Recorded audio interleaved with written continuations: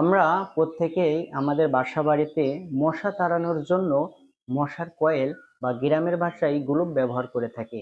আসেন, এই মশার কয়েল বা গ্লুপের কি কি ক্ষতিকর দিক সেগুলো আজকে আপনাদের মাঝে তুলে ধরবো। কয়েলের ধোঁয়া স্বাস্থ্যের জন্য অত্যন্ত ক্ষতিকর, যা দীর্ঘমেয়াদী ফুসফুসে ক্যান্সার, শ্বাসকষ্ট, হাঁপানি এবং সিওপিডি তৈরি করতে পারে। এর বিষাক্ত উপাদান কিডনি ও লিভারের ক্ষতি করে এবং শিশুদের জন্য এটা মারাত্মক ঝুঁকি তৈরি করতে পারে। একটি মশার কয়েল পোড়ালে 100টি সিগারেট পোড়ানো ধোঁয়ার সমপরিমাণ ক্ষতি হতে পারে।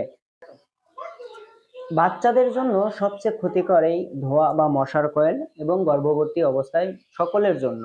সেক্ষেত্রে বিকল্প পথ হিসাবে আপনারা চাইলে মশারি অথবা মশা তাড়ানোর যে ইলেকট্রনিক ব্যাটগুলো পাওয়া যায় সেগুলো দিয়ে আপনার বা নিজেকে রক্ষা করতে পারেন।